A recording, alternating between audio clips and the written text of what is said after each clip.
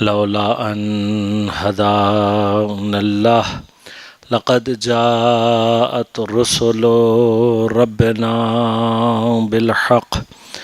الصلاة والسلام على رسول المسدد المصطفى الأمجد المحمود الأحمد أبي القاسم محمد.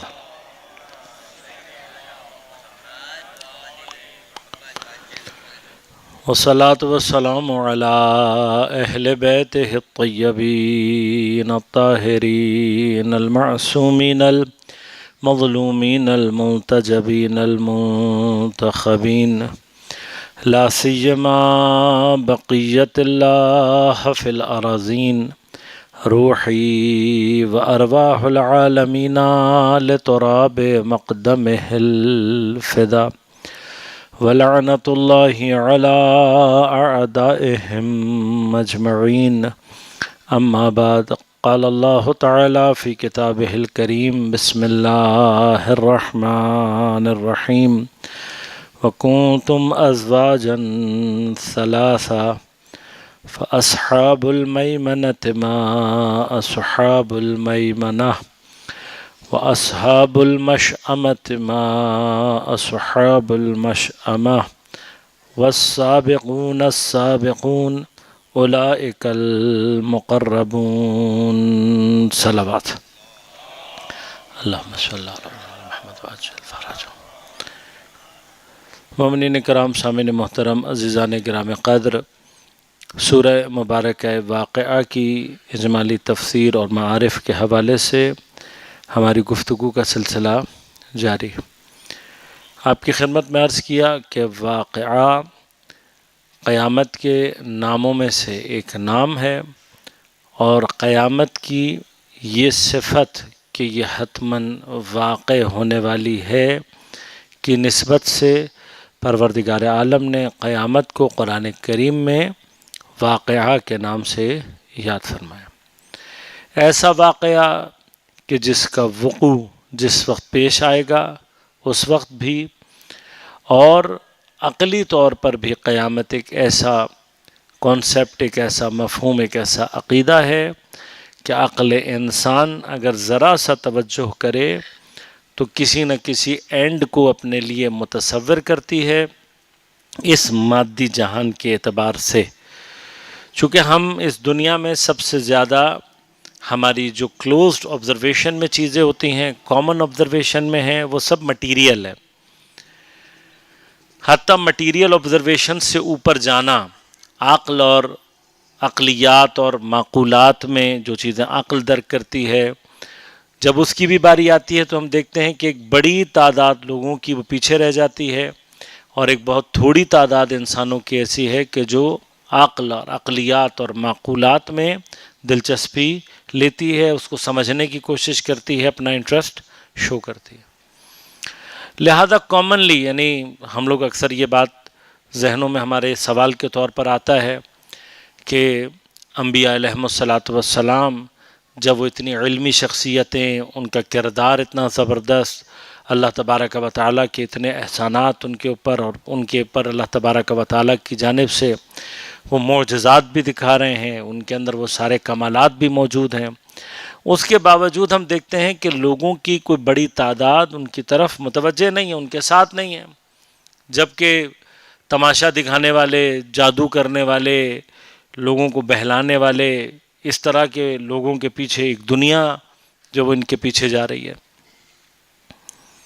تو وہاں جو بحث ہے وہ بنیادی طور پر یہی ہے کہ انسانوں کی اکثریت اپنی مادی آبزرویشن کی وجہ سے اس میں اس قدر غفلت کا شکار ہو جاتی ہے اور اسی کو سب کچھ سمجھنا شروع کر دیتی ہے، تو اس کے لیے تمام عقل سے ریلیٹڈ چیزیں، وہ چیزیں جو ذرا مشکل سے سمجھ میں آنے والی ہوتی ہیں، جو سمجھ میں ہی مشکل سے آ رہی ہوتی ہے، تو پھر عمل کی دنیا میں اور زیادہ مسائل پیدا ہو جاتے ہیں۔ جب سمجھنے میں ہی مشکل پیش آ رہی ہوتی ہے، عقل میں ہی انسان پیچھے رہ جائے، تو عمل کی دنیا میں اور زیادہ سست ہو جاتا ہے۔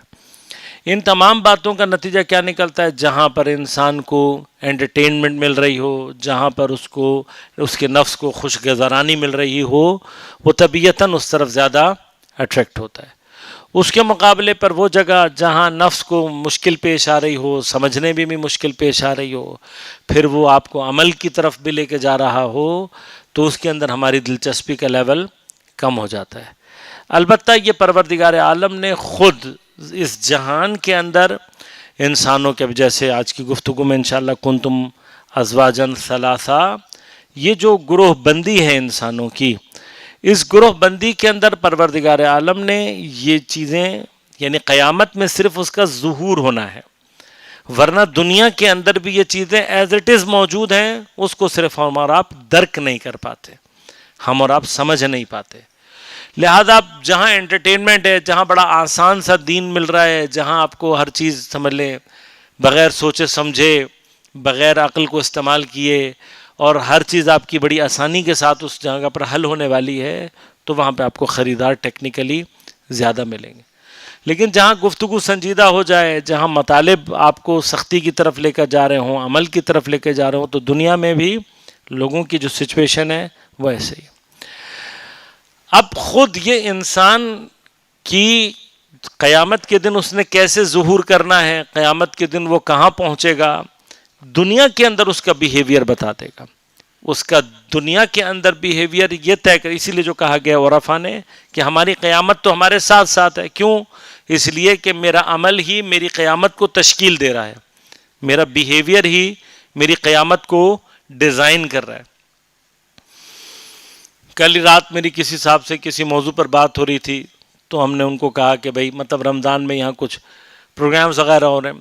میں نے کہا بھائی آپ ایسی جگہ پر ہو، وہاں پر آپ اپنے اطراف میں جو دوست احباب ہیں، جاننے والے ہیں، ان سے آپ کہو کہ بھئی آپ لوگ ماشاءاللہ اچھی مالی حالت میں ہو، اگر تھوڑے تھوڑے سے بھی نکالو گے تو یہاں کام چل جائے گا ہمارا۔ تو مجھ سے کہنے لگے کہ یہاں پر جو لوگ رہتے ہیں وہ اپنے کھانے پینے اور پہننے پہ تو لاکھوں خرچ کر سکتے ہیں، لیکن کسی دین کے کام کے لیے، کسی مدد کے لیے، کسی ایسے عنوان سے ان سے ایک دھیلا بھی نکلوانا مشکل ہو جاتا ہے۔ اب بنیادی طور پر یہ ایک بیہیویئر ہے۔ اب آپ اس کے مقابلے پر جا کر ان لوگوں کو دیکھیے کہ جو کسی کا مشکل کا سن کر، کسی کی پرابلم کو سن کر، کسی کے لیے دین کے معاملات کو سن کر، لوگ اپنے آپ کو، اپنے معاملات کو، وہ کہتے ہیں چلو کوئی نہیں، ہم اپنے بعض ایونٹس کو کم کر لیں گے، ہم اپنے بعض چیزوں کو چھوٹا کر لیں گے، اپنے بعض چیزوں کو روک لیں گے، یہاں دے دیتے ہیں۔ ہمارے ہاں سوسائٹی کے اندر آپ دیکھیں ایک مایوسی کی لہر، بعض لوگ ہیں جو مسلسل بیٹھے ہوئے، جن کا کوئی کام نہیں ہوتا سوائے اس کے کہ وہ عوام کی تحقیر کرتے رہتے ہیں، عوام کو برا بھلا کہتے رہتے ہیں، اور ساتھ ساتھ جو ہے وہ ان کی تذلیل کرتے رہتے ہیں۔ ایک ہے افراد جن کا کام روزانہ صبح شام بس یہی کام ہے، تم لوگ ایسے ہو، تم لوگ فلاں ہو۔ تم دیکھیے کبھی بھی عوام سے وہ توقع کرنا کہ جو وہ نہیں کر سکتی اور اس کے لیے اس کو بلیم کرنا، یہ ٹیکنیکلی صحیح نہیں ہے۔ بنیادی طور پر کسی بھی معاشرے میں جو تبدیلی کا اصل ذمہ دار اور عنوان ہوتا ہے وہ خواص ہوتے ہیں۔ خواص اصل جو ذمہ دار ہیں کسی بھی قوم کے، وہ خواص ہوتے ہیں۔ ہماری ملت میں اگر کسی کو واقعاً برا بھلا کہنے کا اس وقت کسی نے اگر استحقاق پیدا کر لیا ہے تو وہ ہمارے معاشرے کے خواص ہیں۔ ہمارے خواص اکثریت ان کی بے تربیت ہے، اور ان کی بے تربیتی کا اثر وہ ہے جو میں اور آپ اپنے معاشرے میں دیکھ رہے ہیں۔ عوام کا کیا قصور ہے؟ عوام اپنے طور پر وہ رپلائی دے رہی ہے جو اس کو دینا چاہیے۔ مثلاً ابھی پاکستان میں سیلاب آیا اور اس نے سندھ اور بلوچستان اور پنجاب کے بعض حصوں کو تباہ کر کے رکھ دیا۔ سوال، کس نے مدد کی؟ کون تھا کہ جو مدد کے لیے آگے بڑھ رہا تھا؟ کہاں سے اتنی مدد آئی؟ یعنی ہمارے خواص نے جو حرکتیں کی ہیں سیلاب زدگان کے ساتھ اور اس دوران، وہ واقعاً شرماور بھی ہیں بعض جگہوں پہ۔ یعنی مجھے واقعاً حیرت ہو رہی تھی کہ ہمارے ہاں یہاں پر ایک زمانے میں چونکہ اکثریت وہ بیٹھی ہے جو کہ ڈیوائڈ اینڈ رول کی پالیسی جو کہ 100% کافرانہ اور ملحدانہ پالیسی، یہ پالیسی پاکستان میں جو بھی استعمال کر رہا ہے وہ لکھ لے یہ بات کہ وہ اپنے زمانے کا فرعون ہے. اب وہ چاہے ادارے ہوں، وہ چاہے سیاستدان ہوں، چاہے وہ بیوروکریٹس ہوں، چاہے وہ کیپٹلسٹ ہوں، جو بھی اس وقت پاکستان میں اپنے منافع کے لیے عوام کو، چونکہ یہ عوام مومن عوام ہے، یہ مسلمان عوام ہے، اور مسلمانوں میں تفرقہ ڈالنے والا اگر اپنے لیے اس خوش فہمی کا شکار ہے کہ وہ کسی بھی عنوان سے مسلمان ہے تو مسلمان نہیں ہے، لکھ لے اپنے لیے یہ فرعون ہے. یعنی اگر پاکستان میں فرعون تلاش کرنے، ہر اس بندے کو تلاش کر لیں جو کہ ڈیوائڈ اینڈ رول کی پالیسی کو اپنائے ہوئے ہے، اب وہ کوئی بھی ہو، کسی بھی عنوان سے ہو، حتیٰ عالم دین کی شکل میں بھی ہو، اگر ڈیوائڈ اینڈ رول، اگر تفرقہ بازی پھیلا رہا ہے، تفرقے کی بنیاد پر بات کر رہا ہے، تو وہ حتماً مسلمان نہیں ہے، اس میں کسی کے ساتھ رعایت نہیں ہے. ہمارا یعنی آپ دیکھیے گا، ہمارا مثلا جیسے سندھ کی عوام کے ساتھ سندھی جو دوستان ہیں ہمارے، یا بلوچ یا کوئی بھی قوم پاکستان کی اقوام میں ایک دوسرے کے ساتھ کوئی دشمنی نہیں ہے اور کوئی لڑائی نہیں ہے. یہ بات ہر جگہ پر ثابت ہے اور مختلف مواقعوں پر ثابت ہوتی رہتی ہے. لیکن کچھ لوگ ہیں جو اس دشمنی کے نام پر اپنی سیاستیں چمکا رہے ہیں، یہ بھی اپنی جگہ فرعون ہے، جتنے مرضی کلمے پڑھ لیں، ان کو انشاءاللہ اللہ تعالیٰ فرعونوں کی صف میں کھڑا کرے گا، جو مسلمانوں کو لڑا کر ان کے اندر تفرقہ پیدا کر کے اپنی سیاست چمکا رہے ہیں. لہذا حتیٰ یہ دیکھنے میں آیا کہ کراچی کی عوام اور مطلب پاکستان میں مختلف علاقوں سے عوام وہ مدد کر رہی ہے، تو بعض جگہوں پہ مدد کو پہنچنے نہیں دیا جا رہا. اچھا، اب یہ جو کچھ چیزیں آتی ہیں ہمیں ایسے پورٹرے کیا جاتا ہے جیسے کوئی پاکستانی قوم نے کوئی جرم کیا ہے. ابھی آپ نے سنا ہوگا، بڑے اس سے آ رہا تھا پروگرام، بڑے متاسفانہ قسم کی شکلیں بنا کر، اور ایسے لگ رہا تھا جیسے ان کو بہت شرم آئی ہے اس بات پر کہ وہ ترکی سے کچھ امداد آئی بھی تھی، جب زلزلہ وہاں پر آیا اور یہاں سے واپس گئی ہے وہ پاکستانی تھیلوں میں پیک ہو کر، تو انہوں نے جلدی میں یہ بھی زحمت نہیں کی کہ جو ترکی کے تھیلے تھے ان کو اتارتے. تو جب وہ یہاں سے واپس گئے تو انہوں نے پاکستانی تھیلے کھولے تو اندر سے ترکی والے تھیلے باہر نکلے. پتہ لگا جو امداد ہم نے ان کو بھیجی تھی وہی انہوں نے بھیج دی. اب اس پہ اوپر مطلب ہمارے ہاں ہم نے دیکھا کہ جی کچھ لوگ جو ہے وہ بڑا افسوس کا اظہار کر رہے ہیں، بڑے اس کا ندامت کا اظہار کر رہے ہیں، اور اس کا سارا جو ان کا ایمفسائز تھا وہ تھا کہ جی یہ پاکستانی قوم ہے جو اس طرح. نہیں، پاکستانی قوم نہیں ہے، خدا کے لیے یہ پاکستانی قوم نے نہیں کیا، یہ قوم کا بیہیویئر نہیں ہے. یہ جو بیہیویئر ہے یہ ہمارے خواص کا بیہیویئر ہے. اب وہ کیسے ہیں؟ پھر جب ہم اس مسئلے پر آتے ہیں کہ جی عوام کو کیا کرنا چاہیے، عوام کا کیا رول بنتا ہے، ہمارا رول عوام کا یہ بنتا ہے کہ وہ جو درمیان میں کنیکٹیوٹی ہے خواص کی، ان کے حوالے سے اپنا رول پلے کرے. عوام کا مرحلہ یہاں پر ہمارا اور آپ کا کام یہ ہے کہ ہم خواص کے درمیان ان لوگوں کا انتخاب کریں کہ جو مومن ہیں، جو دیندار ہیں. یعنی اگر ہم عوام وہاں آنکھیں بند کرے گی، مثلا جس کسی نے بھی، مثال ایک بات کہہ رہا ہوں کہ مجلس کے عنوان سے بورڈ لگا دیا، اب ہم یہ نہ دیکھیں کہ یہ کیا اہداف لے کر چل رہا ہے، یہ واقعاً حسینی اہداف لے کر چل رہا ہے یا حسینیت کی آڑ میں یہ دین کو نقصان ہم صرف یہ دیکھ کر کہ مثلا یہ مجلس کرا رہا ہے اور مجھے ثواب ملے گا، ہم یہاں پر پہنچ جائیں، اس کا ہم سے سوال ہوگا. ہمارا کام کیا ہے کہ ہم اس بات پر غور کریں کہ جو امام حسین کے نام پر مجلس کرا رہا ہے وہ مجلس سے حسینیت کے اہداف لے رہا ہے یا نہیں لے رہا. بس عوام کا رول یہاں پر ہے. خواص کا رول ہوتا ہے کہ جو قوم کی شکلوں کو بناتا اور قوم کی تقدیروں کو مشخص اور معین کرتا ہے. لیکن ہمارا ہی بیہیویئر ہے جو ہماری قیامت کو تشکیل دیتا ہے.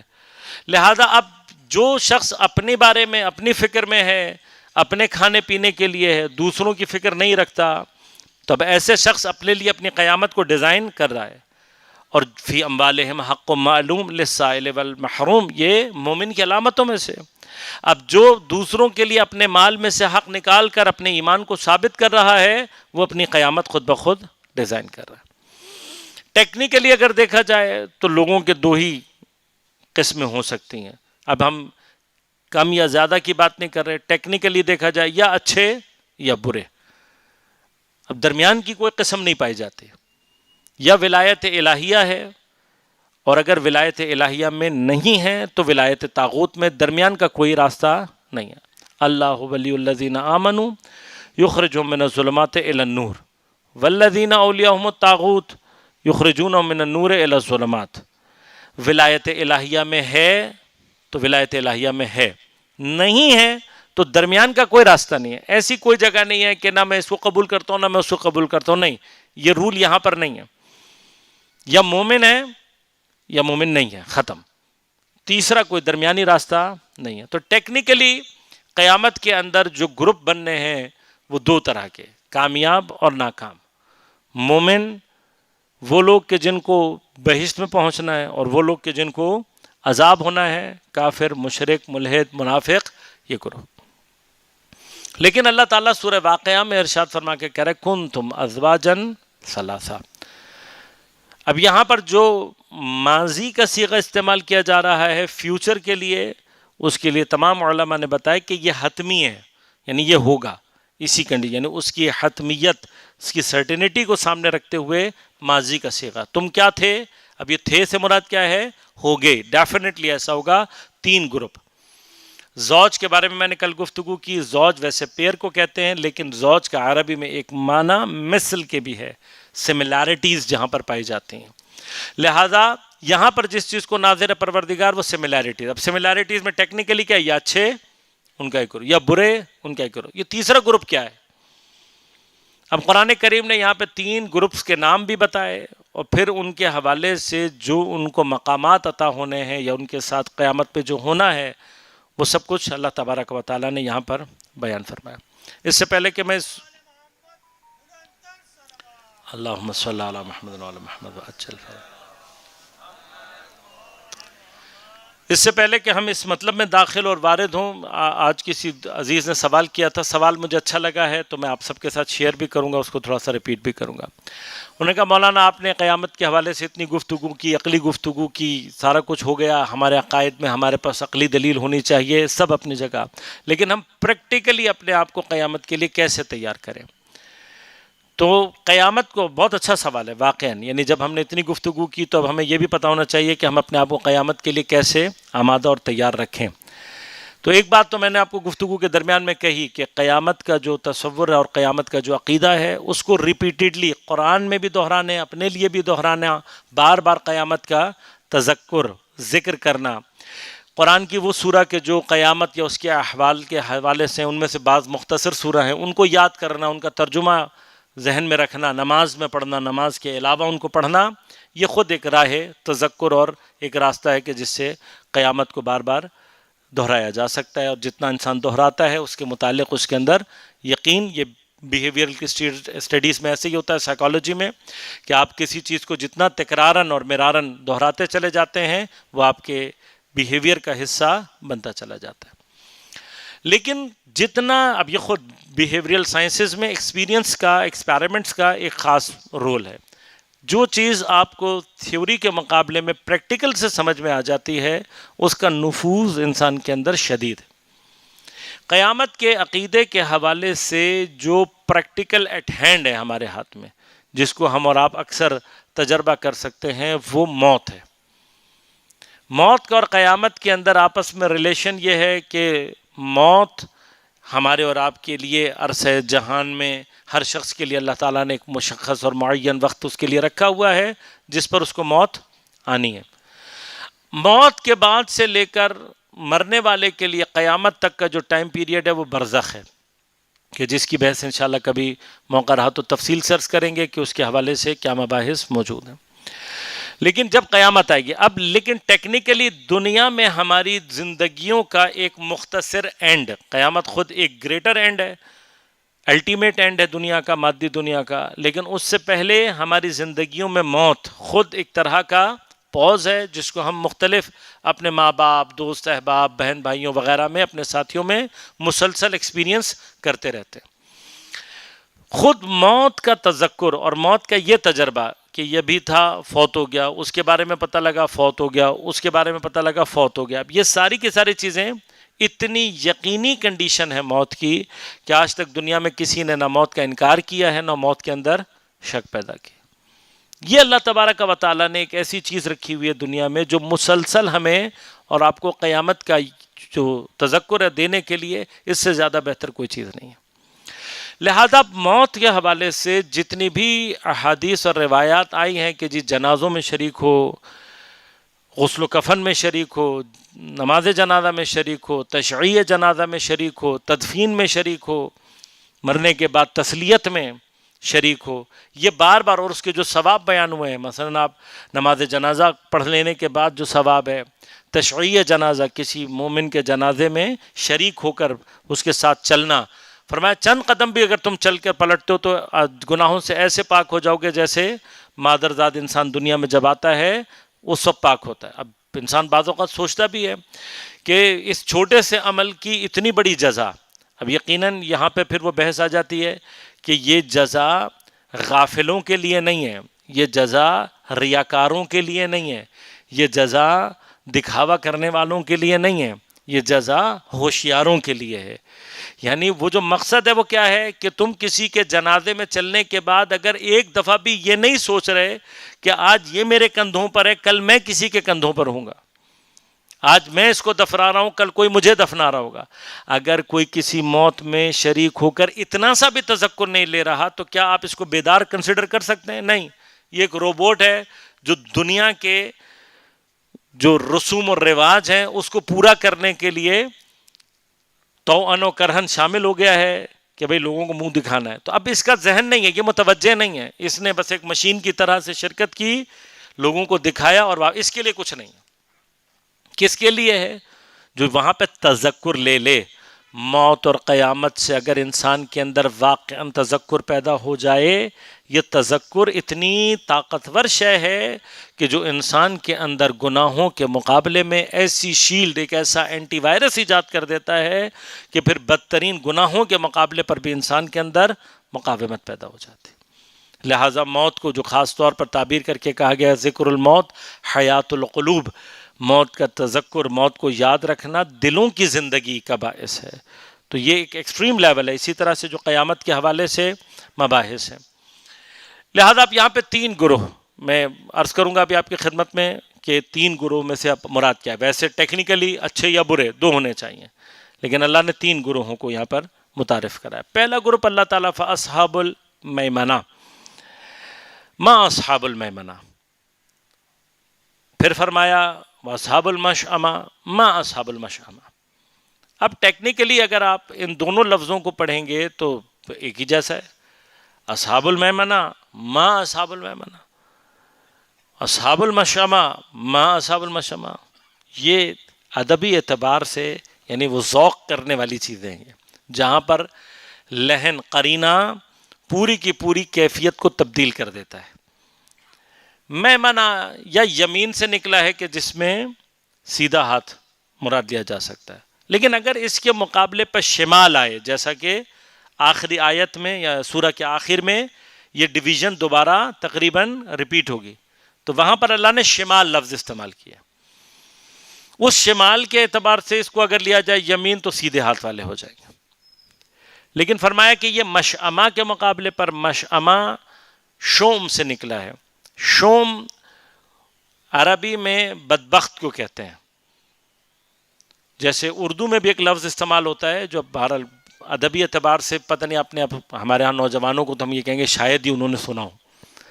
اردو میں ایک لفظ استعمال ہوتا تو وہ کہتے تھے شومی قسمت، یہ بڑا ایک لفظ استعمال ہوا کرتا تھا ادبی طور پر، شومی قسمت۔ شومی اس شوم سے ہی نکلا ہے، یعنی بدبختی، میری قسمت کی خرابی۔ شومی قسمت جب کہا جاتا تھا تو مراد ہوتا تھا میری قسمت کی خرابی۔ مشأمہ اکثر علماء کے نزدیک اسی سے نکلا لفظ شوم، بدبخت۔ اس کے مقابلے پر اب میمنہ، جیسا آپ نے سنا بھی ہوگا، یہ لفظ میمنہ خاص طور پر آپ نے مصائب میں یا کہیں جو فضائل کی گفتگو ہوتی ہے کہ امام نے مثلاً حضرت کو عباس کو لشکر کا علمدار بنایا، کسی کو میمنہ کا سالار بنایا، کسی کو میسرہ کا بنایا، یا حضرت عباس نے حملہ کیا تو میمنہ اور میسرہ کو پلٹ دیا، اس طرح کے جملے آپ نے سنو گے۔ وہاں پر میمنہ بھی خاص طور پر جب استعمال ہوتے ہیں کیونکہ یمین سے دونوں لفظ ہیں، یمین سے میمنہ بھی بنتا ہے اور یمن سے بھی میمنہ بنتا ہے۔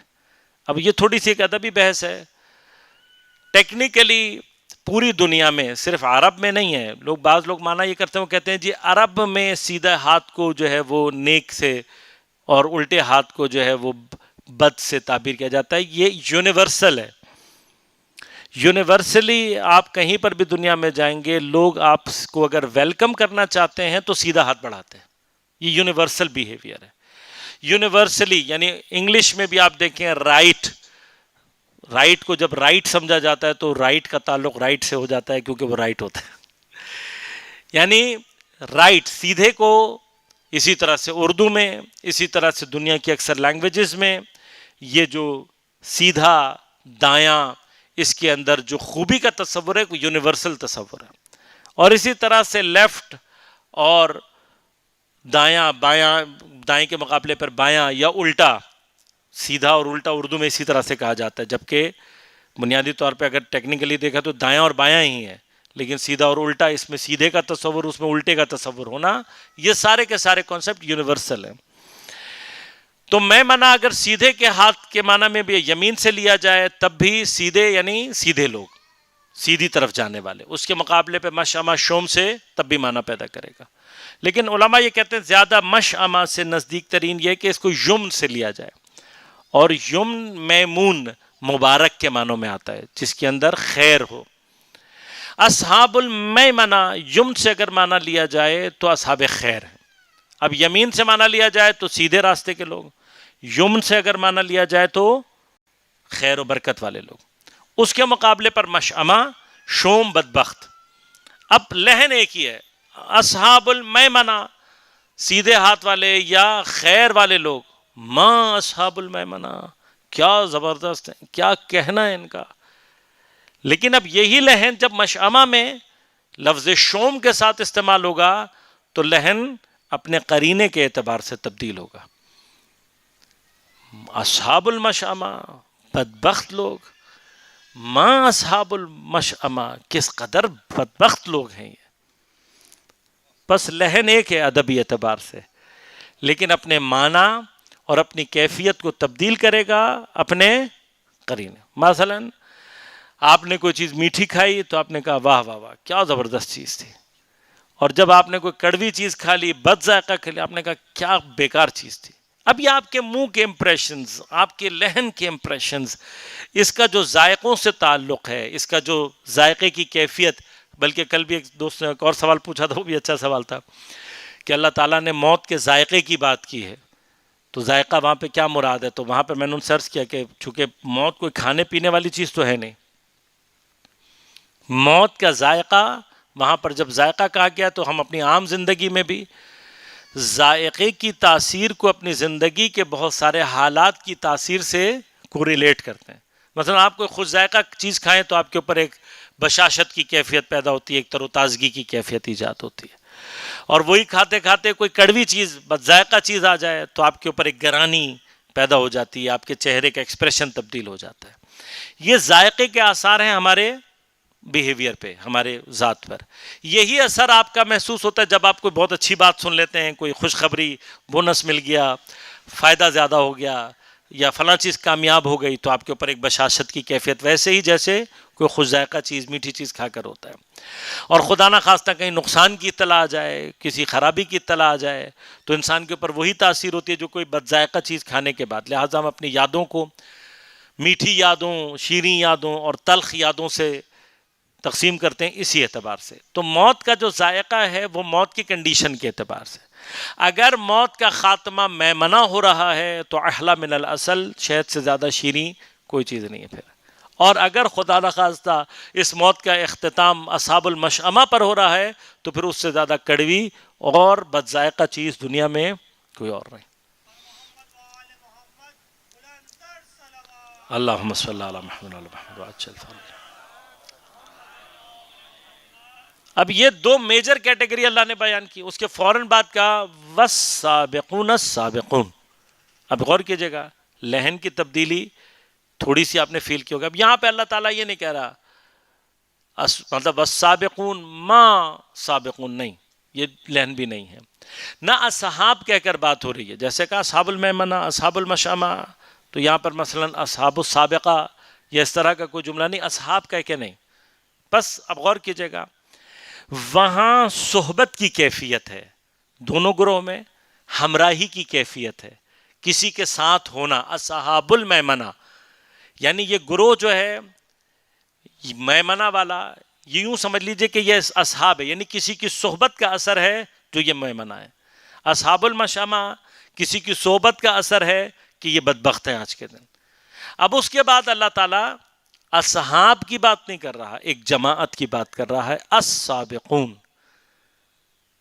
ایک گروہ کیا ہے؟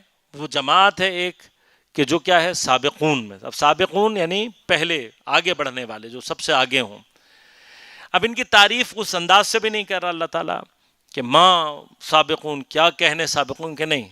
السابقون السابقون، یہاں پر اس ماں کا حذف کرنا، اس ماں کا اس لہن کے اعتبار سے نہ لانا، ان سابقون کی عظمت کے اوپر دلالت ہے. سابقون سابقون، یعنی اب یہاں پہ کیا بات نہیں کہہ رہے آپ، یہ مطلب ہمارے اور آپ کے اندازے سے ہم بات کریں گے تو وہ جس کی عظمت میں آپ حیرت میں آ کے کیا وہ آپ ہی نہیں کہتے، پھر صرف کہتے ہیں وہ اس طرح کر کے بہت ہی کسی عظمت کی اس میں چلے جائیں. اب یہ جو یہاں پر اللہ تعالیٰ لہن اختیار کر رہا ہے، یہ ادبی لہن لازمت ہے. خدا کا جو معاملہ ہے وہ اس کے ساتھ ہے، لیکن یہ ہمارے اور آپ کے لیے ہے کہ ہم اور آپ بھی کیف کریں کہ سابقون کیا چیز ہے. اور پھر اللہ تعالیٰ ان کے لیے فوری طور پر اولئک المقربون، یہ جو سابقون ہیں یہ کیا ہے؟ اولئک، یہی کیا ہے؟ مقربون. اب سابقہ معمولاً عربی میں دوڑ کے مسابقہ کہا جاتا ہے، اور اس مسابقے میں سابق وہ ہوتا ہے جو آگے نکل جائے. یعنی اب کوئی دوڑ ہے، کوئی راستہ ہے جس راستے کے کچھ چیمپئنز ہیں.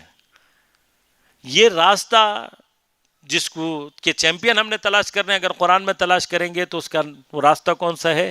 اہدنا الصراط المستقیم. یہ وہ راستہ ہے خدا کے تقرب کا راستہ، یہ وہ صراط ہے، یہ وہ دوڑ کی لائن ہے. اس دوڑ کی لائن کے چیمپئنز سابقون، آگے نکل جانے والے، سب سے آگے. اور پھر اس کو کنفرمٹی دینا، اولئک المقربون، مطلب اگر اللہ کے قرب کا راستہ ہے تو یہ جو سابقون ہیں یہ ہیں تقرب کے منزل پر، یہ ہیں جو منزل تک پہنچنے والے، یہ ہیں جو کہ اس مقام تقرب پر ہم نے کہا چیمپئنز، یہ آگے تک پہنچنے والے ہیں. یہ بس اب یہ تین حصے کرنا یہ بات سمجھا رہا ہے کہ وہ جو دو گروہ پہلے بیان کیے گئے ہیں دے آر دا فالوورز، اور ایک گروہ وہ ہے کہ جو ٹو بی فالوڈ ہے. اب آپ کہیں گے کہ اس کے مقابلے پر مثلاً وہ بھی ہونے چاہیے جو نکمے مثلاً فرض کریں، تو ان کی ضرورت نہیں ہے، کیونکہ سیدھے راستے پر جانا، جب آپ چیمپئنز کی بات کرتے ہیں، جب دوڑ کے کامیابی کی بات ہو رہی ہوتی ہے، تو وہ جو کہ واقعاً آگے نکلنے والے ہوں، وہ لوگ کہ جو کہ سب سے آگے نمونہ عمل بن جائیں، ان کو بتانے کی ضرورت ہوتی ہے. جو لائن سے ہٹ جائیں ان کا تذکرہ کرنے کی کوئی ضرورت نہیں ہوتی. اب یہاں پر اللہ تبارک و تعالیٰ پہلے، حالانکہ ترتیب کیا کی ہے، پہلے اصحاب المیمنہ کو بیان کیا، پھر اصحاب المشأمہ، ان دونوں گروہ کو بیان کیا، اور تیسرے نمبر پہ اللہ تعالیٰ نے سابقون کی بات کی. لیکن جب ڈیفائن پہ کہ ان کے کیا مقامات ہیں، ان کے درجات کو جب بیان کرنا شروع کیا، تو پہلے سابقون کی بات کو شروع کیا ہے اللہ تبارک و تعالیٰ نے. اور ان کے درجات کو پہلے بیان کرنے کا معنی کیا ہے کہ یہ وہ ہیں کہ جو عظمت کے اور درجات کے اعتبار سے سب سے بلند مقامات پر ہیں. یہ کون ہے؟ فی جنات النعیم. یہ مقربین کون ہے قیامت کے دن؟ اب یہاں پر فی ظرف ہے، مظروف کون ہے، کس ظرف مکان میں بات ہو رہی ہے؟ یہ سب بات ہو رہی ہے قیامت میں، اور قیامت کے اندر یہ کہاں ہوں گے؟ فی جنات النعیم. قیامت میں ان کا مقام کیا ہے؟ جنات النعیم. اب یہاں پر پوری ایک بحث ہے کہ قیامت کے برپا ہونے کے بعد، قیامت کے برپا ہونے سے لے کر جنت یا جہنم تک پہنچ جانا، جب ہم عام طور پر پڑھتے ہیں تو، اور ہے بھی، بہت ٹائم لگے گا. یہ جو بہت ٹائم ہے قیامت میں لگنے والا، یہ ہم گناہگاروں کے معاملات کہ جس کو بہت ٹائم لگ سکتا ہے. دیر از پاسبلٹی ہم اپنی حرکتوں کی وجہ سے قیامت میں بہت ٹائم پاس کریں. کچھ لوگ جنت میں، یعنی جن کے بعد روایات ملتا ہے کہ کئی، یعنی قیامت کے بھی کئی ہزاروں سال کے بعد وہ جنت میں پہنچ رہے ہوں گے، اتنے معاملات انہوں نے اپنے گردن پر لیے ہوئے ہوں گے۔ اب یہ بحث ہے اپنے اندر، میں زیادہ اس کی تفصیل میں نہیں جاؤں گا، خلاصتاً عرض کر دوں کہ یہ پاسبل ہے کہ کوئی شخص اپنے ایمان کو بچا لے۔ میں صرف پاسبلٹی کی بات کر رہا ہوں، یہ پاسبل ہے کہ کوئی شخص اپنے ایمان کو بچا لے جبکہ اس نے بہت سارے گناہ انجام دیے ہوں، یہ پاسبل ہے، ہم صرف پاسبلٹی کی بات کر رہے ہیں۔ یہ کہیں پر کسی کو یہ شوق دلانے کا مرحلہ نہیں ہے کہ جی تمہارا ایمان بچ سکتا ہے، تم جتنے مرضی گناہ کر لو، نہیں، یہ وہ مقام نہیں ہے ہرگز۔ ہم صرف پاسبلٹی کی بات کر رہے ہیں، یعنی یہ امکان ہے کہ کوئی شخص جو ہے وہ گناہ گار زیادہ ہو لیکن اینی ہاؤ وہ اپنے عقیدے کو، اپنے ایمان کو بچا لے، پاسبل ہے یہ۔ مثلا امام جعفر صادق علیہ السلام کی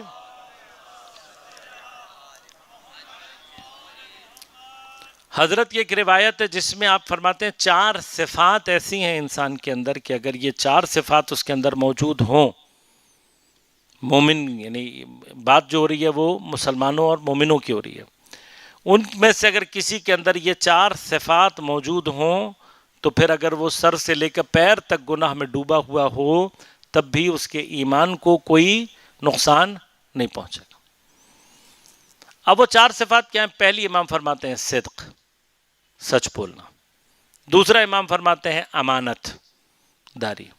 تیسرا امام فرماتے ہیں حیا، اور چوتھی امام نے فرمایا حسن سلوک، حسن خلق، اچھا اخلاق رکھنا۔ اب میں یہاں تھوڑا سا بریکٹ استعمال کروں گا کیونکہ یہاں پہ ایکسپلینیشن کی ضرورت ہے۔ یہ جب امام نے کہا صدق، سچائی، تب یہ سچائی سے مراد عام نارمل سچویشنز کی سچائی نہیں ہے، یہ سچائی سے مراد in every condition and especially وہ کنڈیشنز کے جس میں سچائی اس شخص کو نقصان پہنچانے والی بن رہی ہو لیکن وہ پھر بھی سچائی کو ترک نہ کرے۔ اسی طرح سے امانت داری، امانت داری سے یہاں پر مراد عام کنڈیشنز کی امانت داری نہیں ہے بلکہ ایسی کنڈیشن کی امانت داری ہے کہ جہاں پر امانت کا نتیجہ ڈیفینیٹلی اس کو نقصان ظاہری طور پر ہو سکتا ہو لیکن اس کے باوجود بھی وہ امانت داری کو ترک نہ کرے۔ اسی طرح سے حیا سے مراد وہ حیا نہیں ہے کہ جو لوگوں کے سامنے یا کسی نارمل سچویشنز میں، حیا سے مراد کیا ہے کہ اگر اس کو کوئی بدترین صورتحال بھی پیش آ جائے لیکن وہ حیا کو اپنی باقی رکھے۔ اسی طرح سے حسن اخلاق ہے، نارمل کنڈیشن کا نہیں ہے بلکہ بدترین کنڈیشن کے اندر بھی حسن خلق اور اپنے اچھے اخلاق کو باقی رکھنے والا۔ اب ایسا شخص کہ جس کے اندر یہ 4 کوالٹیز ہوں، ڈسکشن کا مورد نہیں ہے ورنہ کبھی موقع ملے گا تو اسی روایت کے اندر تفصیل سے آپ کی خدمت میں عرض کروں گا کہ یہ 4 صفتیں اگر واقعاً کسی کے اندر پیدا ہو جائیں تو اصلاً گناہ کا ریشہ بھی اس کے اندر سے ختم ہو جاتا ہے آٹومیٹیکلی۔ بس امام نے بڑے ٹیکنیکل طریقے سے ہمیں یہ بات سمجھائی ہے لیکن وہ چیز جو کہ سب سے زیادہ امپورٹنٹ ہے، دیکھیے یہاں پر امام کہہ رہے ہیں کہ ایمان کو باقی رکھنے والی جو 4 کوالٹیز ہیں وہ نماز نہیں ہے، اب یہاں پہ روزہ نہیں ہے، یہاں پہ آپ کے انفرادی عمل نہیں ہے، یہ چاروں کے چاروں جو عمل ہیں یہ آپ کا سوشل بیہیویئر ہے، یہ آپ کے کلیکٹیو بیہیویئر سے، اجتماعی بیہیویئر سے تعلق رکھتا ہے۔ سچ کا تعلق آپ کی ذات سے نہیں ہے، دوسروں کے ساتھ بیہیویئر میں۔ امانت داری کا تعلق آپ کے تنہائی کے مراحل سے نہیں ہے، آپ کے کلیکٹیو بیہیویئر کا حصہ ہے۔ اسی طرح سے حیا آپ کے کلیکٹیو بیہیویئر میں، حسن اخلاق ڈیفینیٹلی آپ کا کلیکٹیو بیہیویئر ہے۔ لہذا یاد رکھیے گا اجتماعی تربیت انفرادی تربیت سے زیادہ مہم ہے۔ جب ہم یہ بات کہہ رہے ہوتے ہیں تو ہم انفرادی تربیت کے مخالف نہیں ہیں، نہ اس کو کم اہمیت کہتے ہیں، لیکن یہ بات ہم لوگوں کو سمجھنا زیادہ ضروری ہے۔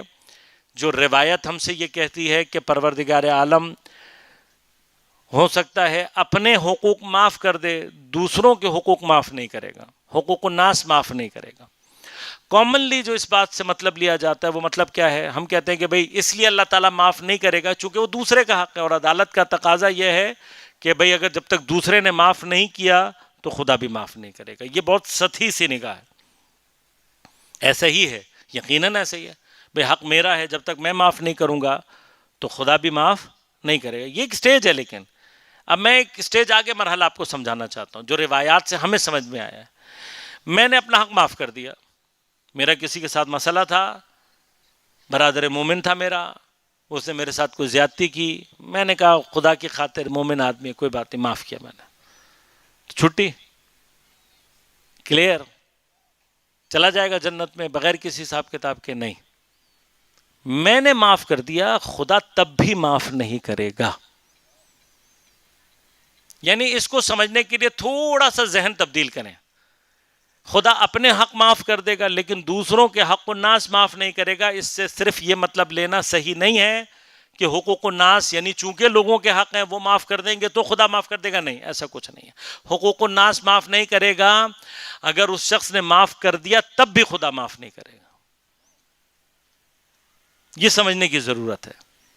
بس حقوق الناس نیور ٹیک اٹ ایزی، یہ مت سمجھیں کہ میں نے لوگوں سے مثلا ابھی آئے گی شب قدر میں میسج چلا دوں گا، میں نے کچھ غلطی کر دی ہے تو مجھے معاف کر دیں، شب برات میں میسج چلا دوں گا، مجھ سے کوئی غلطی ہو گئی تو مجھے معاف کر دیں، یا مطلب ٹھیک ہے مجھے واقعا ندامت ہوئی اور میں ان لوگوں کے پاس چلا گیا اور میں نے جا کر معافی مانگ لی۔ پاسبل ہے اگر انسان واقعا خلوص سے، اسی لیے یاد رکھیے گا حقوق الناس میں درجہ صرف معافی کا نہیں ہے، صرف معافی کا نہیں ہے، جو گڑبڑ پھیلائی ہے اس کے جبران کا مرحلہ بھی ہے۔ پس جو سیریسلی حق الناس اپنی گردن سے اتارنا چاہتا ہے اس کی ذمہ داری یہ ہے کہ نہ صرف اس سے معافی مانگے جس کا حق کھایا، بلکہ حق کا جبران کرنے کی کوشش کرے۔ لہذا عام طور پر علماء جو تاکید کرتے ہیں کہ رد مظالم کے عنوان سے صدقہ نکالتے رہو، اس کا ایک عنوان یہ، البتہ یہ دس از ناٹ دا سولوشن، یہ سولوشن کے طور پر نہیں ہے، یہ احتیاط ہے کہ رد مظالم کے عنوان سے نکالتے رہو تاکہ وہ صدقہ وہاں پر کوئی حساب کتاب جب آپ کا چل رہا ہوگا تو کام آ جائے۔ ادروائز یہ یاد رکھیے گا اگر کوئی شخص بے پرواہی ہے، اس کے اندر غفلت ہے اور وہ حقوق الناس کی رعایت نہیں کر رہا اور وہ یہ سوچا ہوا ہے کہ میں لوگوں سے معافی مانگ لوں گا یا لوگ میرے جنازے پہ آ کے مجھے معاف کر دیں گے اور میں بخشا جاؤں گا، ایسا نہیں ہے۔ اگر بندے معاف بھی کر دیں تب بھی حقوق الناس، کیوں؟ اس لیے کہ سب سے زیادہ جو ہم سے ریکوائرڈ ہے دین میں، دین کی جو اصل شکل ہے وہ کلیکٹیو شکل ہے، انفرادی نہیں ہے۔ یعنی اب میں اگر آپ کو مثال سے سمجھانا چاہوں کہ آپ یوں سمجھ لیں کہ دو افراد آپ تصور کر لیں، ایک بندہ وہ ہو کہ جو انفرادی معاملات میں بہت اچھا ہو، نہ نماز قضا کرتا ہو، نہ روزہ قضا کرتا ہو، اپنے انفرادی تمام اللہ کے ساتھ معاملات اس کے اوکے ہیں، لیکن بندوں کے ساتھ بہت ہی برا ہے، بندوں کے ساتھ معاملات میں بہت برا ہے۔ اور ایک وہ بندہ ہے کہ جو شاید نماز روزے کا اتنا پابند نہیں ہے لیکن لوگوں کے ساتھ معاملات میں بہت سنجیدہ ہے، لوگوں کے ساتھ نہ فراڈ کرتا ہے، نہ دھوکہ دیتا ہے، نہ بدقولی کرتا ہے، نہ ان کے ساتھ بدسلوکی کرتا ہے، لوگوں کے ساتھ رویہ اس کا بہت اچھا ہے۔ ان دونوں میں سے خدا کے نزدیک پسندیدہ کون ہوگا؟ تو ڈیفینیٹلی وہ آدمی ہوگا جو دوسروں کے ساتھ اچھا ہے۔ لہذا ہمارے لیے اب اس کو بہت اچھی طرح سے کائنڈلی میں ریکویسٹ کروں گا، ہمبلی اس کو بہت غور سے سمجھیں بھی اور اپنی زندگیوں میں بھی جاری کریں۔ آپ کا خدا کے ساتھ معاملات اچھا ہونا یقیناً اچھا ہے، لیکن جو شدت کے ساتھ ریکوائرڈ ہے خدا کی طرف سے وہ آپ کا دوسروں کے ساتھ معاملات ہے۔ لہٰذا ائمہ اپنے شیعوں کی پہچان کے لیے یہ بات کہتے ہیں، روایات ہیں کہ ان کے ماتھوں پہ پڑے ہوئے سجدوں کو مت دیکھنا، ان کے مثلا پیٹوں کو پیٹھ سے لگے ہوئے مت دیکھنا، ان کے چہروں کی زردی کو مت دیکھنا، ان کے نماز شب کے آثار کو مت دیکھنا، یہ دیکھنا کہ وہ لوگوں کے ساتھ معاملات میں کیسے ہیں۔ یقیناً یعنی میں اب یقین کریں ایک عرصہ دراز سے جو چیز واقعاً قلب کو تکلیف پہنچاتی ہے وہ کیا ہوتی ہے کہ جب ہم کسی کو کہتے ہیں کہ بھائی آپ اپنے معاملات میں مومنین کے ساتھ تھوڑا سلوک کرو، مومنین کے ساتھ کوشش کرو، مومنین کے ساتھ کاروبار کرو، مومنین کے ساتھ وہ کرو، تو بیچارے بڑے ہی اس سے پلٹ کر کہتے ہیں آغا صاحب مومنین سے جتنا نقصان ہوا ہے آج تک کسی اور سے نہیں ہوا۔ آپ سوچ سکتے ہیں کہ اس کا اثر آپ کے زمانے کے امام کے اوپر کتنا خوفناک مرتب ہوتا ہوگا۔ امام کیا کہہ کر گئے؟ کونو زینا لنا ولا تکونو شینا علینا، ہمارے لیے باعث زینت بنو، ہمارے لیے باعث شرمندگی مت بنو۔ یہ باعث زینت کب بنیں گے؟ جب ہم ایسے ہوں یعنی ہماری کمیونٹی ایسی ہونی چاہیے، شیعہ کمیونٹی ایسی ہونی چاہیے کہ لوگ ہمارے بارے میں یہ مثال دیں کہ یار یہ جیسے بھی ہوں اپنے گھر کے اندر، لیکن کاروبار میں، سچ بولنے کے معاملات میں، امانت کے معاملے میں، امانت داری کے معاملات میں، اپنے قول کے معاملے میں یہ کھرے لوگ ہیں، ان کے ساتھ معاملہ کرو، یہ دھوکہ نہیں دیں گے۔ لیکن اگر اس کے مقابلے پر یہ جملہ، یہ ہمارے لوگوں کی، ابھی ہم دوسروں کی بات نہیں کر رہے ہیں، لیکن اگر ہمارے ہی آپس کے لوگوں میں، ہمارا آپس میں ایک دوسرے کے ساتھ، البتہ بعض جگہوں پہ یقیناً بدگمانی اور سوء تفاہم اس طرح کے معاملات بھی ہو سکتے ہیں، لیکن بطور یقینی ہم اور آپ نے جو بیہیویئر اختیار کرنا ہے وہ کیا ہے؟ امانت داری کا۔ البتہ آپس میں ایک دوسرے کے اعتبار سے، ایک دوسرے کے ساتھ رویے میں جو چیز ہمارے لیے بہت شدت کے ساتھ واجب ہے وہ حسن ظن ہے۔ بعض اوقات شیطان کا کام بھی کیا ہوتا ہے کہ وہ سوء ظن ایجاد کرتا ہے تاکہ نفرت ایجاد۔ پروردگار عالم اس مقام پر اب جب ان کی بات کر رہا ہے، مقربون، وہ لوگ کے جو چیمپئنز ہیں، وہ لوگ کے جو سب سے آگے جائیں، یہ کہاں ہے؟ جنات نعیم۔ بات یہ ہو رہی ہے کہ جو جنت میں سب سے پہلے پہنچنے والے ہیں، ان کے لیے اللہ تعالیٰ کہہ رہا ہے واقعہ ہو رہا ہے فی جنات النعیم۔ ہمیں ٹائم لگے گا دیر میں پہنچنے میں، کیوں؟ ہمارے معاملات سنگین ہوں گے۔ بعض اوقات کوئی ایک معاملہ ہو سکتا ہے کہ ہمیں جنت سے کئی سال کا فاصلہ عطا کر دے، اور یہ فاصلے یعنی عذاب کی بحث الگ ہے، جہنم میں جانا تو ایک داستان ہی عجیب ہے، وہ تو انشاءاللہ اس میں سے بعض چیزوں کا ذکر آئے گا، میں آپ کی خدمت میں عرض کروں گا۔ لیکن تھوڑی سی دیر کے لیے یہ تصور کر لیں میرے ہاتھ میں جنت کا ٹکٹ آ جائے، اور میری حرکتوں کی وجہ سے جو لوگوں کے ساتھ میں نے سلوک کیا وہ اللہ تعالیٰ کہ چلو کوئی نہیں، ٹھیک ہے، تم نے عقیدہ تو بچا لیا تھا اپنا، آج کے دن تمہاری شفاعت بھی ہو گئی، جنت میں تو تم جا سکتے ہو۔ یعنی اب یہ شفاعت کا معنی وہاں پر بھی 100% یہ نہیں ہے کہ یہاں شفاعت ہوئی اور وہاں ٹھگ سے جو ہے وہ جنت میں پہنچ گئے، ایسا نہیں ہے۔ شفاعت اگر ہمیں عذاب سے بچا لے گی یہ کافی ہے شفاعت، لیکن یقیناً اہل بیت اطہار بھی خدا کی جو رضا ہے اس سے آگے تو نہیں ہے۔ شفاعت ہو گئی، بچ گئے، ہم جہنم میں نہیں جا رہے، جنت کا ٹکٹ مل گیا، لیکن ایک کسی معاملے کی وجہ سے کہاں کھڑے میں؟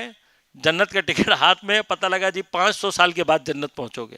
اب جب یہ 500 سال آئے گا تو پھر قرآن کی آیات سورۃ معارج میں جس طرح بیان کیا، کانا مقدارہ 50 الف سنہ، قیامت کا ایک دن 50,000 سالوں کے برابر، 50,000 کو 365 سے ملٹیپلائی کر کے 500 سے ملٹیپلائی کرنے کے بعد جو جواب آ جائے دنیا کے اعتبار سے اتنا فاصلہ، اور جنت نظر بھی آ رہی ہوگی، خوشبوئیں بھی آ رہی ہوں گی، سب کچھ ہو رہا ہوگا، پتہ لگا کہ دنیا کے مثلاً 1 ارب سال کے بعد پہنچیں گے۔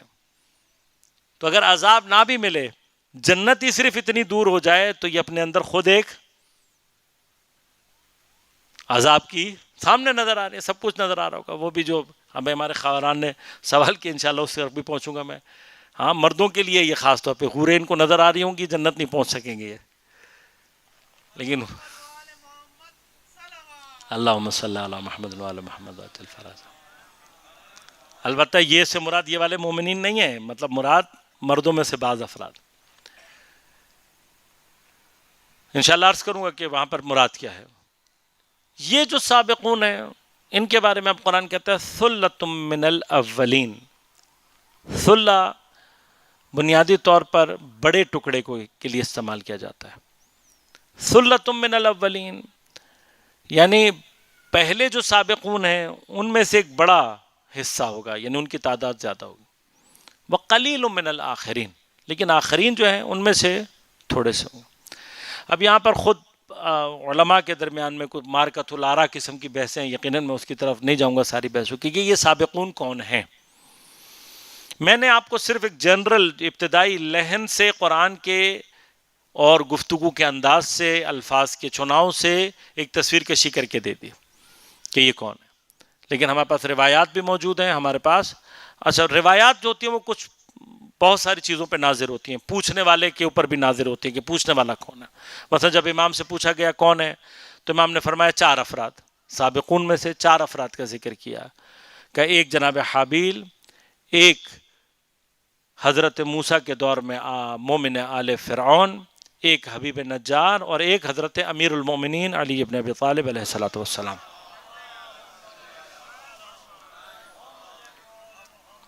اب یہ اس سابقون کی تفسیر ہے، یا قرآن کریم میں چونکہ اور مقامات پر بھی ان سابقون کا تذکرہ آیا، وہاں پر کسی مقام کی تفسیر ہے، ایگزیکٹلی اس کو بیان کرنا یہاں تھوڑا سا مشکل ہو جاتا ہے۔ کیوں؟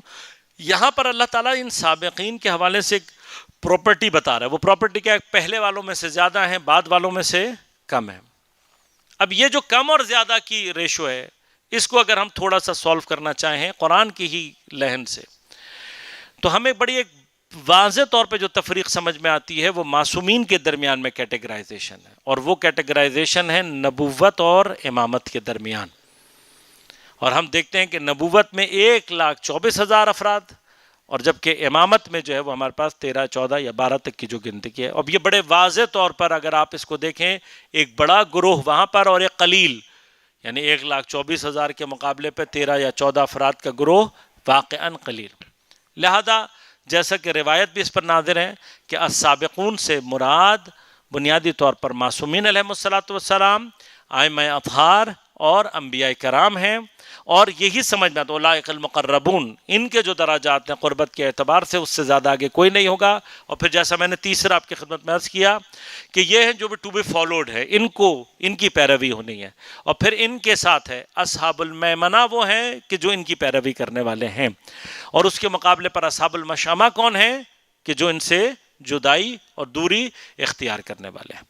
اب اللہ تعالیٰ سب سے پہلے ان کے درجات کو بیان کر رہا ہے کہ یہ جو لوگ ہیں علی سرور موضونہ، سریر تخت کو کہتے ہیں، موضونہ ترتیب وار، یعنی کیا ہوگا؟ اب یہ روایات اور بھی ناظر ہیں کہ جب قیامت برپا ہوگی، جنت کے مقامات ہوں گے، تو اس میں انبیاء کرام اور ائمہ اہل بیت اطہار یہ ان کے تخت لگے ہوئے ہوں گے، اور درجات کے اعتبار سے، اور ان درجات کے اعتبار سے جو سب سے زیادہ بلند مرتبہ ہے وہ مرتبہ اہل بیت اطہار محمد و آل محمد علیہ السلام کا۔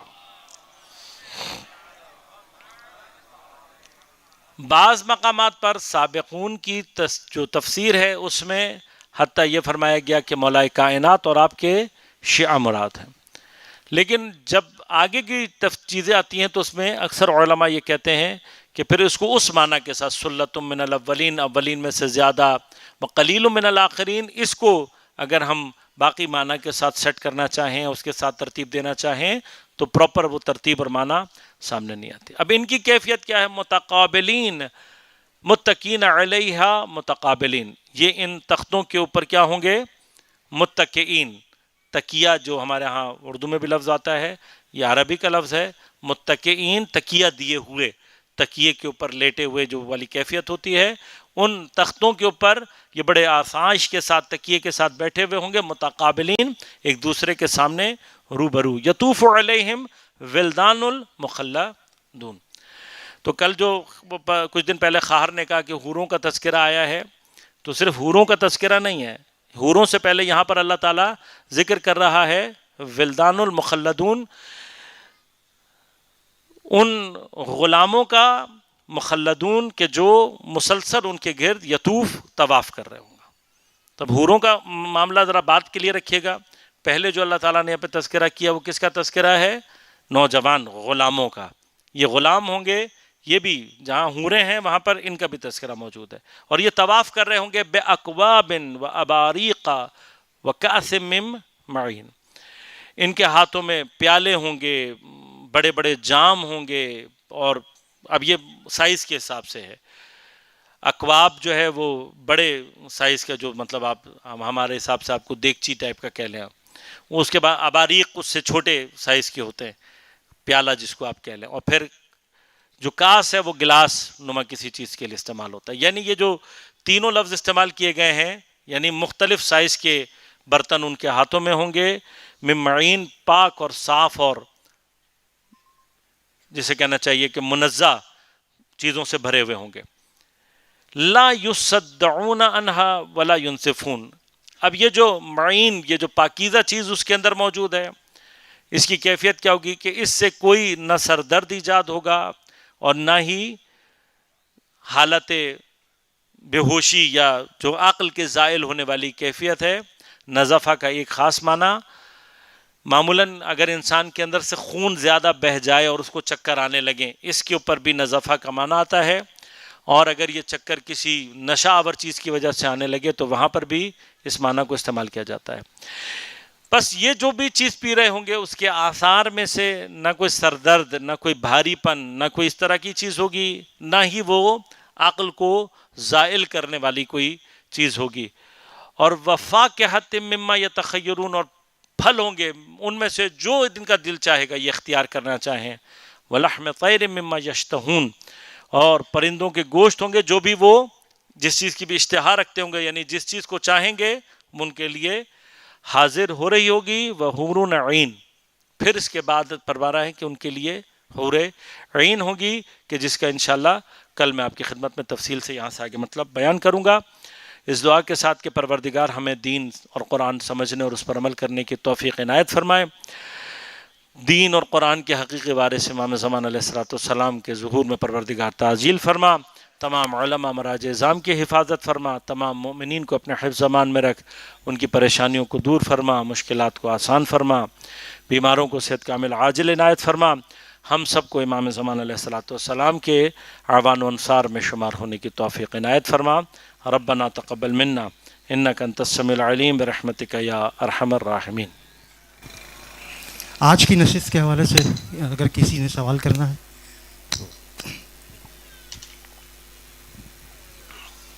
السلام علیکم مولانا صاحب. علیکم السلام. مولانا صاحب بڑا اللہ کا لاکھ لاکھ شکر ہے جو میں آج سارے سوال آپ سے تھوڑے لمبے تھے سوچ کے آیا تھا، وہ اللہ نے پورے کے پورے مجھے جواب مل گئے. اللہ کا لاکھ لاکھ شکر ہے. شکر. لیکن ایک تھوڑا سا میری ایک بات رہ گئی کہ ہم لوگوں میں ساری جو پرابلم ہیں، جو زیادہ تر ہیں برائیاں ہیں، یہ صرف مسلمان طبقے میں کیوں ہیں، باہر کے لوگوں میں کیوں نہیں؟ جی. کیونکہ ان کے اندر انسانیت ہر چیز پائی جاتی ہے، ہمارے ہاں یہ چیز بہت کم پائی جاتی ہے. اس کی کیا وجہ؟ جی وجہ اس کی بہت واضح سی ہے. دیکھیں بات یہ ہے کہ ان کے بارے میں شیطان بڑا کمفرٹیبل ہے، اس کو پتہ ہے کہ انہوں نے کہیں نہیں پہنچنا، اور ظاہری طور پر شیطان یہ بھی چاہتا ہے کہ ان کے معاشرے ہمارے لیے پسندیدہ دکھائی دیں. لہذا شیطان حتیٰ تشویق کرتا ہے ان کو عدالت کے اوپر، سچائی کے اوپر اور ساری چیزوں پر. یہ بالکل ویسا ہی ہے کہ اگر بعض اوقات ایسا ہوتا ہے کہ جو دکھاوے کی نماز پڑھ رہا ہوتا ہے نا، اس کی نماز میں بڑی آواز میں بھی بڑی تاثیر ہوتی ہے، بڑا ہی اس کا لہجہ نرم اور عجیب سا کیف، بندہ سننے والا بھی کہتا ہے یہ خدا جانے کس منزل عرفان پر پہنچا ہوا ہے. اس کی آواز کا گداز، اس کے آنسو، اس کی ہر چیز وہ دکھانے کے لیے، وہ شیطان بھی اس میں ہیلپ کر رہا ہوتا ہے. اس کو پتہ ہے کہ یہ جو کر رہا ہے یہ اپنی ذات کے لیے مجھے سجدہ کر رہا ہے. وہ کہتا ہے اور گڑ گڑا کر مجھ سے ایک دوست نے پہلے بھی ایک دفعہ ہوا تھا، میں نے شاید پہلے بھی ذکر کیا تھا کہ وہ کسی یورپین ملک گئے، اسکینڈینیوین کنٹریز میں سے کہیں گئے، تو بات ہوئی تو مجھے فون پر کہنے لگا کہ یہاں پر آ کر دیکھو علم کی کتنی قدر ہے، یہ لوگ کتنے اچھے ہیں. وہ تعریف کے اس نے پل باندھ دیا. پھر کہنے لگا کہ تم مسلمان، تم لوگ چور ہو، ڈاکو ہو اور پتہ نہیں کیا ہو. اور پھر آخر میں وہاں تک پہنچ گیا، کہنے لگا کہ تم جو کہتے ہو امام مہدی آئیں گے تو تمہارے پاس کیا لینے آئیں گے، یہاں پر آئیں گے امام مہدی.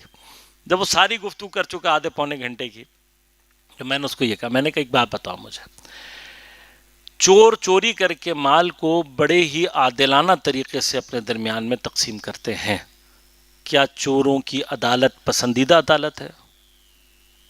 کسی اور کا مال غصب کر کے، کسی اور کا مال چوری کر کے آپ عادلانہ، آپ دیکھیے یہ ویسٹ ہمارے نا ذہنوں میں بعض چیزیں عجیب و غریب. بھئی رابن ہوڈ ایک پسندیدہ شخصیت ہے، ٹیکنیکلی کون ہے؟ چور ہے جو چوری کر کے مال غریبوں میں تقسیم کر دیتا ہے. وہ بابا تم اگر اتنے اچھے ہو تو تم محنت کر کے اپنی جائز کمائی سے لوگوں میں تقسیم کر دو. وہ خدا نے تمہیں ٹھیکہ تو نہیں دیا نا سب کا، جتنا تم کر سکتے ہو اتنا نیکی کے ساتھ کرو. یہ خود امام کے دور کا بھی واقعہ ہے، غالباً 10ویں امام کے زمانے میں، کہ ایک شخص ایسے بڑا مشہور ہو گیا، تو جب کہا گیا تو امام نے کہا جاؤ جا کے اس کو پہلے چیک کرو کہ وہ کیا کرتا ہے. تو جب اس کی تھوڑی سی ہماری اور آپ کی زبان میں کہا جائے گا ریکی کی گئی، تو پتہ لگا کہ وہ پہلے تندور سے 2 روٹیاں چرا لیں، پھر سبزی والے کے پاس سے 2 انار چرا لیے، آگے جا کے 4 فقیروں میں بانٹ دیا. لوگ اس کو لے کر آئے امام کے پاس، تو اس نے بڑی کیلکولیشن بتایا. اس نے کہا بھائی اللہ تعالیٰ کہتا ہے تم نیکی کرو گے 10 جزا، برائی کرو گے 1 سزا. تو میں نے 4 روٹیاں تقسیم کی، 40 نیکیاں میرے حصے میں آ گئیں. 4 میں نے گناہ کیے ہوئے تو اس میں سے مائنس کر لو تو 36 میرے حصے میں آ گئے. امام نے فرمایا یہ آیتیں پڑھی تو نے وہ آیت نہیں پڑھی کہ جہاں پہ خدا کہتا ہے کہ انما یتقبل اللہ من المتقین، اللہ صرف متقیوں سے قبول کرتا ہے. تو جو تم نے چوری کر کے صدقہ کیا ہے تو چوری کا صدقہ اللہ تعالیٰ قبول نہیں کرتا. اب بات یہ ہے، یہ دنیا میں ابھی بھی ہے، بعض لوگ آپ کو بڑا انفاق کرتے ہوئے نظر آئیں گے، فلاں کرتے ہوئے. جہاں ریاکاری ہوگی، جہاں حرام کا پیسہ ہوگا، جہاں پر اس طرح کی چیزیں آئیں گی، وہاں یہ بہت کھل کے نظر آتی ہیں. وہ بڑی مجلس کرا دی جی، وہ بڑی پتہ نہیں شب بیداری کرا دی، اتنا پتہ نہیں کیا تقسیم کر دیا، فلاں تبرک تقسیم کر دیا. وہ پتہ لگا کہ جی کام جو ہے وہ اسمگلنگ ہے، کام جو ہے نا وہ خدا نخواستہ حرام ہے. یہ جو کمائی آ رہی ہے اس سے کیا مجلس واقعی قبول ہوگی؟ بس غور کیجیے گا، وہاں جو کچھ بھی ہے اس کا راستہ شیطان روکتا نہیں ہے بلکہ تشویق کرتا ہے. پرابلم اس کو یہاں ہے، مومنین کے درمیان میں پرابلم ہے. آپ اچھے ہو جائیں تو اس کو پرابلم ہے، آپ ایک دوسرے کے ساتھ اچھا سلوک کرنے لگیں تو اس کے پیٹ میں درد ہوتا ہے، آپ عدالت سے بات کرنے لگیں تو اس کو پرابلم ہے. لہٰذا وہ وہاں تھوڑی جائے گا وسواس کرنے، وہاں اس کو کیا ضرورت ہے ٹائم لگانے کی. لہٰذا ہمارے درمیان میں جو یہ ہمارے اصل مسئلہ کیا ہے پیچھے، اجتماعی تربیت کا فقدان ہے. یعنی شیطان کے اس مقابلے پر کیا چیز ہے جو ہمیں مقاوم رکھے گی، ہمیں مضبوط رکھے گی؟ ہماری تربیت. ائمہ کیا چاہ رہے ہیں؟ ائمہ یہ چاہتے ہیں کہ تم جب کوئی مومن تمہارے سامنے آ جائے تم اتنی اس کے ساتھ حسن ظن رکھو کہ اگر تمہیں 70 توجیہ بھی کرنی پڑے 70 توجیہ کرو، مگر اس کے ساتھ بدظنی پیدا نہیں کرو. اس کے مقابلے پہ شیطان کا کام کیا ہے؟ یہاں آپ نے مومن کے ساتھ کوئی کاروبار شروع کیا، کوئی بات شروع کی، وہاں آ کے وہ آپ کو 1000 وسوسے کرے گا، اس کو بھی اور آپ کو بھی. جب تک وہ آپ کے دلوں میں خرابی پیدا نہیں کر دے گا جان نہیں چھوڑے گا. کیوں؟ آپ کا اتحاد زمانے کے امام کی کمر مضبوط کرتا ہے. آپ کا کلیکٹیو بیہیویئر امام کے ظہور کے زمینے کو فراہم کرے گا. یعنی ہمارا کلیکٹیو بیہیویئر، امام کس چیز کے اس میں رکے ہوئے ہیں؟ ظہور کس پہ رکا ہوا ہے؟ ہمارے اور آپ کے کلیکٹیو بیہیویئر پہ رکا ہوا ہے. اب یہ مجھ سے زیادہ اور آپ سے زیادہ شیطان کو پتہ ہے. کیوں؟ امام کا ظہور یعنی انا للہ، شیطان کی موت. تو وہ ڈرتا ہے اس چیز سے. اب اس کو راستہ پتہ ہے، اسے پتہ ہے کہ یہ شیعہ آپس میں اگر مل گئے، یہ شیعہ اگر آپس میں ایک دوسرے سے اچھے ہو گئے، یہ شیعہ آپس میں ایک دوسرے پہ اعتماد کرنے لگے، یہ شیعہ ایک دوسرے سے متعلق ان کے اندر خوش فہمی پیدا ہو گئی، بدظنی ختم ہو گئی، تو میری موت. تو اپنے آپ کو موت سے بچانے کے لیے وہ کوششیں کرتا ہے اور ہم متاسفانہ اس کا شکار ہو جاتا ہے.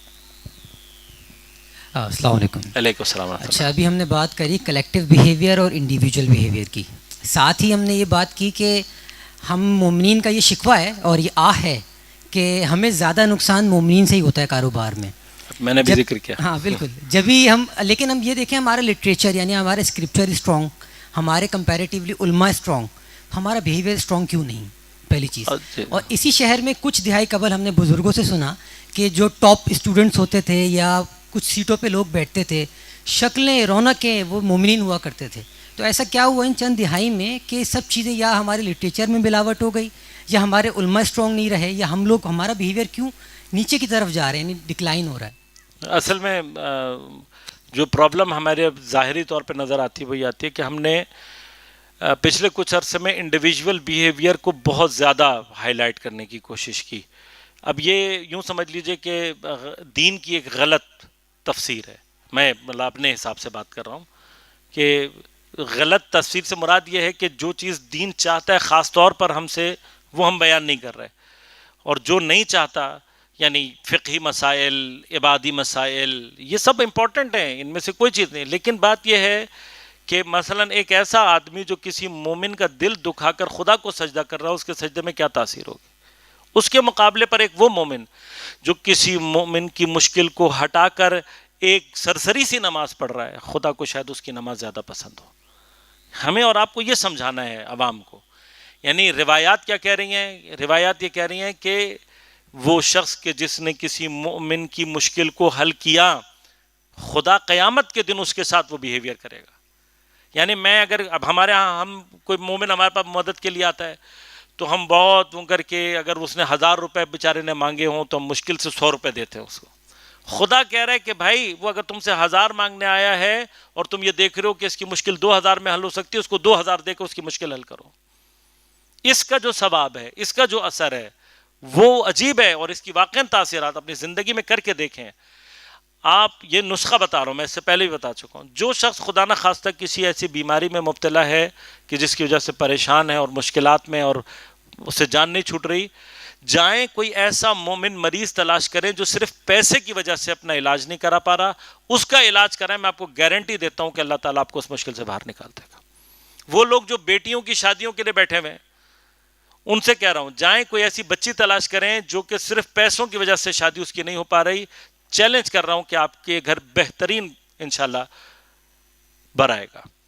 وہ لوگ جو اپنے بچوں کی تعلیم کے لیے پریشان ہیں، جائیں کوئی بچہ ایسا تلاش کریں جو صرف پیسوں کی وجہ سے گھر میں بیٹھا ہوا پڑھ نہیں پا رہا.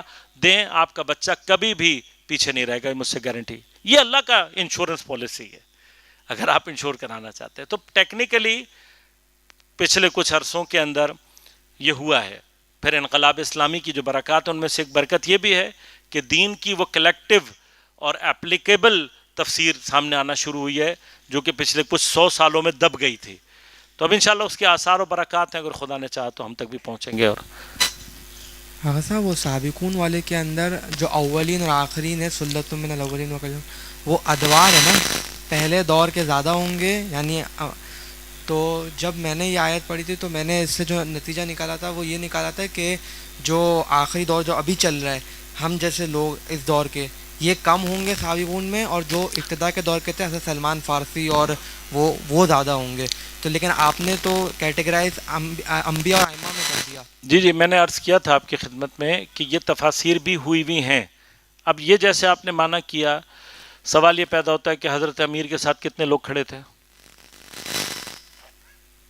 پھر امام حسین کے ساتھ کتنے کھڑے تھے، باقی ائمہ کے پاس کتنے تھے. امام کے اگر آپ خاص الخاص صحابہ بھی گنیں گے تو 313 ہیں. پھر اس پورے دوران میں یہ تو نہیں ہے کہ لوگ نہیں رہے. مطلب اگر 12ویں امام کے اصحاب کو آپ اٹھائیں گے تو 1200 سال میں ہر سال میں ایک بھی اگر آپ اچھا انسان نکال لیں گے تو 1200 سے تیار ہو جائیں گے. یعنی بہت ساری جہات سے جب اس بحث کو دیکھا جاتا ہے تو اسی لیے عرض کر رہا ہوں کہ بعد میں علماء نے اس کو معصومین سے مختص اس لیے کیا کہ یہ والی جو تفسیر ہے سلۃ من الاولین قلیل من الآخرین، قلیل کا معنی بڑا قلیل ہوتا ہے، جبکہ اس دور کے یعنی آخری دور کے جو مومنین ہوں گے جن کے بارے میں اس پہ ائمہ نے رشک کیا ہے، ائمہ نے سلام بھیجا ہے، اصحاب نے رشک کیا ہے. ایسا نہیں ہے. یعنی انشاءاللہ جو لوگ یعنی واقعاً جو لوگ امام زمان علیہ الصلوۃ والسلام کے ظہور اور آپ کے ساتھ کو درک کر پائیں گے وہ کائنات میں مطلب ان کا مقام کم نہیں ہے. اصحاب القائم جن کو بیان کیا گیا روایات میں، ان کے درجات بہت زیادہ ہیں. اب ان کی تعداد قلیل نہیں ہوگی، قلیل سے مراد پھر بہت تھوڑی ہے. یعنی اب اگر ہم جائیں فرض کریں حضرت امیر کے دور میں اٹھائیں، حضرت امیر کا ہی دور لے لیں، کتنے اصحاب ایسے آپ تلاش کر کے لے آئیں گے کہ جن کو آپ یہ کہیں کہ ہاں یہ سب سے زبردست سابقون قسم کے لوگ ہیں، گنتی کے افراد ہیں آپ کے پاس.